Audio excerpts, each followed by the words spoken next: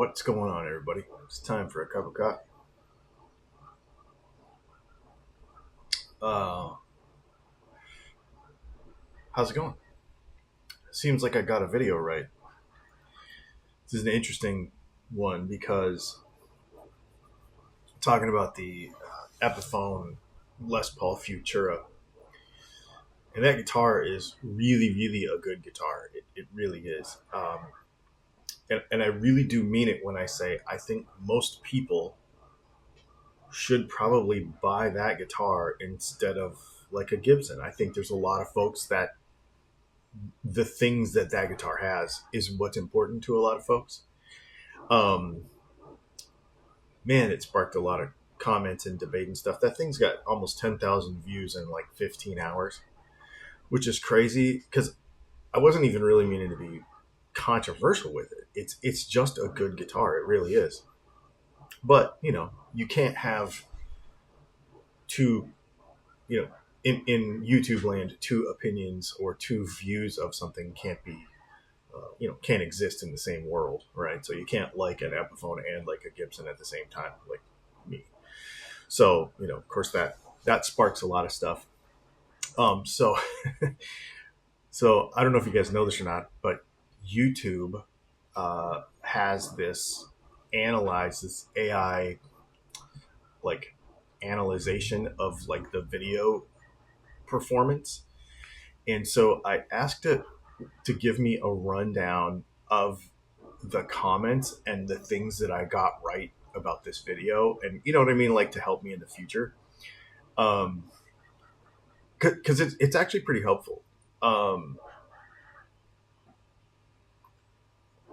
so it talks about one of the things it talks about is that people actually generally really like the guitar, which that's good. Areas for growth, the purest drop off. As soon as I said Epiphone, apparently a bunch of people dropped off. I don't think that's purist, though. I think that's they were expecting cheaper. I think they were actually expecting either a Gibson. Once we said Epiphone, okay, never mind, I don't want to watch anymore. Or they were expecting Firefly, Harley Benton, whatever. And as soon as I said Epiphone, they didn't want to watch anymore. Which is interesting. So that's an interesting thing. One of the things it says I missed is we didn't talk about resale value. I don't typically talk about resale value because I don't know a lot about it. I don't worry about it. I'm not a resale value guy. Now in cars, I can tell you all about that because I flip cars every couple of years, and so understanding what the market's doing, etc., and timing and all that kind of stuff. But that's a longer game, you know. But I don't flip guitars. I'm not a big, I'll sell them to you guys once in a while, but I don't flip them. So that's not my area. So that's why I don't talk about it a whole lot. And my thing is, if you really like the guitar, you're not going to sell it anyway. So trying to help people understand what is good about a guitar to me is more important than the resale value. So there is that.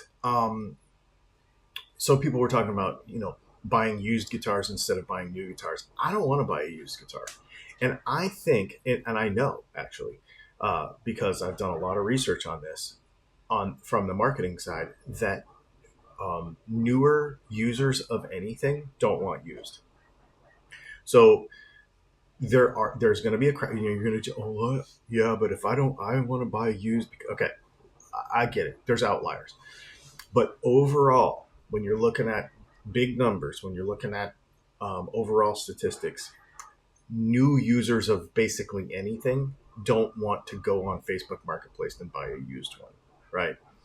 Now you'll have somebody like my son and daughter-in-law, just been married a couple years, got a kid, drive an old used car. They're like getting their life together, and if they need something new, like a cappuccino machine, they're going to go on Facebook Marketplace and they're going to find one, right? That makes sense.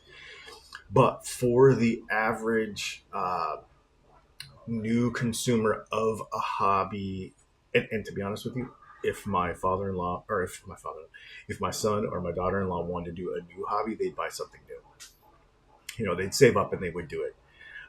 So buying new is where we're going to stay, and it's more reliable. It's really hard to recommend used stuff because then what if that person buys something crappy and they're going to blame me for it because they blame me for everything. So that's the thing. All right. So when we started talking about comments on this thing, people are genuinely impressed by the Futura's spec sheet, all the stuff for sub 1000, which is really, really cool. I dig that a lot. The finish on that thing is, I love you, is amazing. As you expected, the title sparked a passionate debate about brand legacy and manufacturing origin. You have a vocal segment of USA only supporters that feel if it's not a Gibson, it's not a Les Paul. Okay, fair. In fact, I talked about at the beginning of the video. There's going to be a couple of different groups. Resale value, preference for nitrocellulose, and of course brand.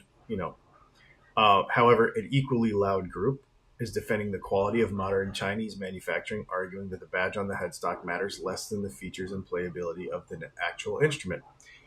So this is exactly what I was saying in the beginning of the video, is that there are these kind of two groups. There's three. There's the people that don't care about Les Pauls at all, and then there's these two groups, and it's like it's an interesting thing because those people were like, no, this guitar's not cheap enough. Okay, that's fine. And so what you're going to do is you're going to go buy from a fake guitar company, which is fine. We're going to talk about that today on the podcast. What is a real guitar company? We're going to talk about that. So comparisons to alternatives. I did not talk about this much. The Yamaha Revstar, I wouldn't compare that guitar. That's a totally different animal. Yes, it's two humbuckers, but it's not even. It doesn't feel the same. It doesn't have the same ergonomics. Doesn't have the same balance. Doesn't have the same. Nothing about it is the same. I think people want to compare, like the PRS McCarty SE is another example.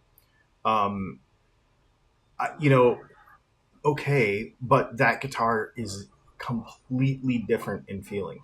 It's completely different in balance. It's completely different. If you want a Les Paul, you buy a Les Paul. There's just something about and I get it. There's things that people don't like about it, and so that's why the 594 exists.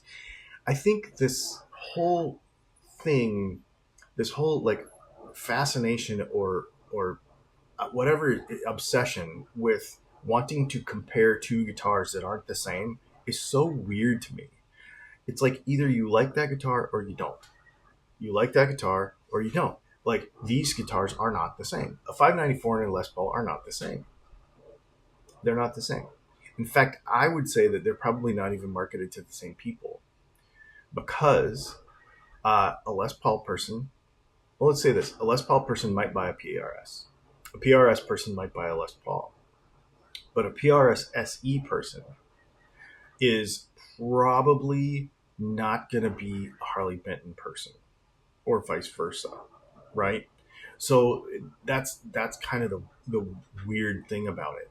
I don't know. And nobody talked about stainless steel frets. I thought everybody was going to go off about stainless steel frets. To be honest with you, they're the best cheap guitar stainless steel frets I've ever seen. They're actually really good. Really good. I don't know what they are. I don't know what the hardness or anything. But the fit and finish on that guitar is excellent. For $899, it's an excellent guitar. So there you go. A little rundown on that thing. As expected, people were up in arms about it because anything that's not a Harley Benton, I guess. Gibson, versus Epiphone, whatever. And it wasn't even versus. I think most people should buy that guitar. I'm of the opinion, and this is something that I've been thinking about a lot lately, is the reason people buck against Gibson and Fender and PRS is because they're not Gibson and Fender and PRS people, but they don't want to admit it because they don't want to look cheap or they feel some kind of way about it. That's really the thing. Look, if you don't want a Gibson Les Paul, don't buy one. It's fine. It's totally fine. You're an Epiphone guy. But say, I'm an Epiphone guy. Say, I'm a Harley Benton guy. And leave everybody else alone. Leave everybody else alone. You don't need to prove to me how much you like your Harley Benton. Believe me, I can see your Instagram. You know what I mean? So it's okay. It's totally fine. All right. I guess, yeah. Good video.